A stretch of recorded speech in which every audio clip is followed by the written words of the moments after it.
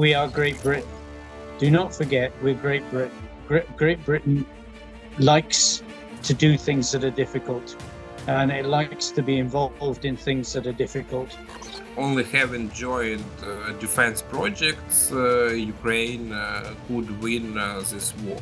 We can expect that with British support, Ukraine will have new navy, new battleships. It's the same with Medvedev's words about nuclear. I mean, how many times has he said, we're going to nuke London, or we're going to do this, and nothing ever happens? Hello and welcome to Ukraine in Flames, a special project by Ukraine Media Centre and NGO Euro-Atlantic Course.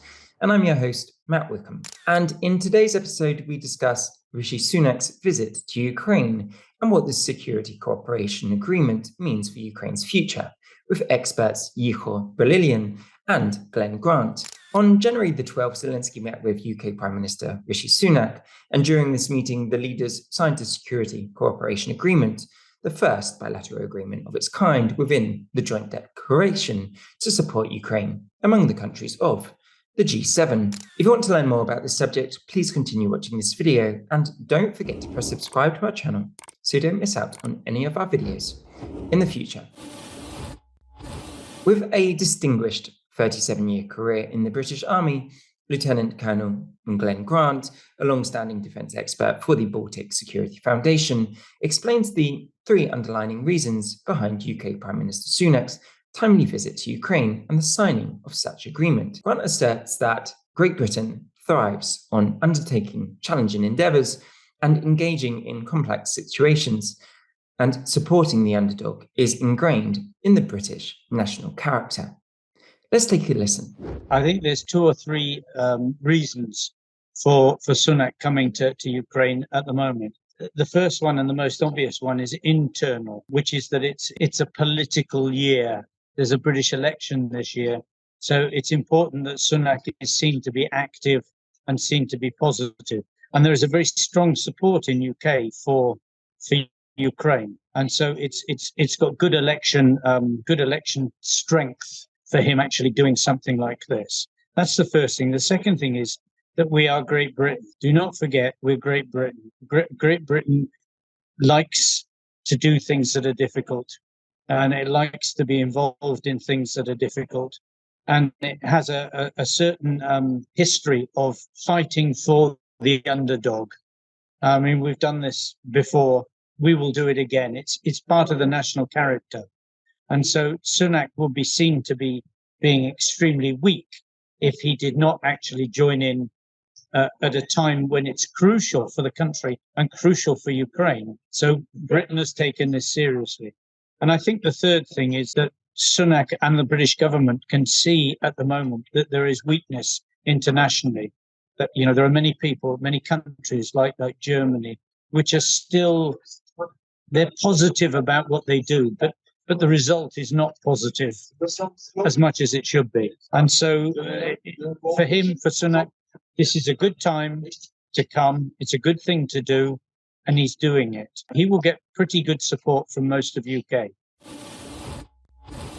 Grant details Sunak's emphasis on Britain's proactive stance, contrasting it with the perceived inertia in the US and Europe, stating it's arguable they don't realise the seriousness. Grant acknowledges the current efforts represent the maximum capacity for the UK at this moment in time, also expressing his disappointment in the nation's military readiness and personnel challenges within the UK's forces.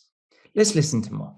I mean, Sunak is a very strong politician. So, I mean, obviously what he's saying, a lot of what he's saying is pro UK, and that UK is going to be there. So he didn't surprise me personally with anything that he said. I think that, and I'm sure that you know, there is an undertone in the visit, and an undertone in his speech that we are stepping forward as Britain and trying to actually to do what needs to be done, because the United States and Europe are both slow and weak at the moment, and it's arguable if either of those two organization and country actually grasp the seriousness of what is happening in Ukraine at the moment. But I'm absolutely 100% sure that Great Britain does grasp the seriousness. The big unhappiness in Britain is that we're not in a better position to do more, because the army is effectively much smaller than it should be, and the Navy is struggling with personnel issues. But, this is the best that you're going to get from us at the moment, and you have to make do with it. Grant discusses varying views on the timing of an agreement, noting that some in the US might have believed they should have taken the lead on this. He also comments on Putin's and Medvedev's empty threats regarding nuclear war. Let's take a listen. But I think that there will be people in America who will say that it should have been us that's creating this sort of agreement first. Most of the European countries don't have the self-confidence, although you could say that Estonia has already created an agreement, Lithuania has created an agreement, but they don't have the strength of the UK in terms of things. Obviously, it would be nice if the European Union and America both were there first and both creating something. They are in a mess, so we know this. But anything that someone like Britain does, then obviously Putin is going to try and use that as a part of his argument that the world is against us, the West is against us. You can see it from this, that we're fighting everybody and that everybody is against Greater Russia, etc. And he will try and do that. But to be honest, I think there have been so many activities like this that it's very hard for Putin to draw another activity, for another strength from it that wasn't there before. It's the same with Medvedev's words about nuclear. I mean, how many times has he said, we're going to nuke London or we're going to do this, and nothing ever happens? I don't see that this is any change to what's gone on before. Yehor Brailian, PhD in history and analyst at the Detector media, discusses the confirmed and unwavering military support from the UK, emphasising consistent financial backing from 2022 to 2023 and even more in 24 and 25. He underscores the initiation of robust defence cooperation while highlighting London's proactive leadership in providing assistance to Ukraine. Brailian underscores London's precedent throughout the war, being the first to offer much military assistance, supplying battle tanks such as the Challenger 2, providing long-range weapons, and conducting extensive training programs for Ukrainian soldiers. Let's take a listen. The security cooperation agreement between the UK and Ukraine, which was signed on the 12th of January during the visit of the UK PM Rishi Sunak to Kyiv. In this document, it was confirmed the steady military support of Ukraine from Great Britain. And as we know, the military support of Ukraine was 2 and 3 billion of pounds in 2022. The same amount of money was in 2023. And there will be more money in 2024-2025 period, 2 and 5 billion pounds. And in my opinion, it is the first step of forming a steady defense cooperation, and there will be more joint projects. And this document shows the leadership of London in providing Ukraine with military support. And as we know, the UK was the first country which provided Ukraine with battle tanks, Challenger 2. And also the UK is a country where Ukrainian servicemen are training under the operation Interflex. And as of now, more than 33,000 of people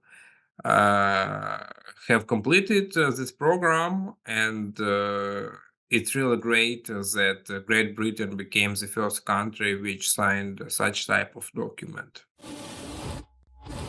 Brailian next talks about the UK's firm stand regarding Ukraine's NATO membership, and how this agreement is for the interim period before such accession. Let's take a listen. The position of the UK is very simple and clear about Ukraine's membership in NATO. Ukraine must be and Ukraine will be in NATO. The question is when. In this document, it was mentioned that the UK will help with interoperability with NATO and with NATO standards in the armed forces of Ukraine and other security and defense sector of Ukraine. For us, it's really very important to understand that such type of document was prepared only for the interim period until the Ukraine will become a member of NATO. So it's neither Budapest Memorandum, second version, nor security guarantees. So there will be more arms supply,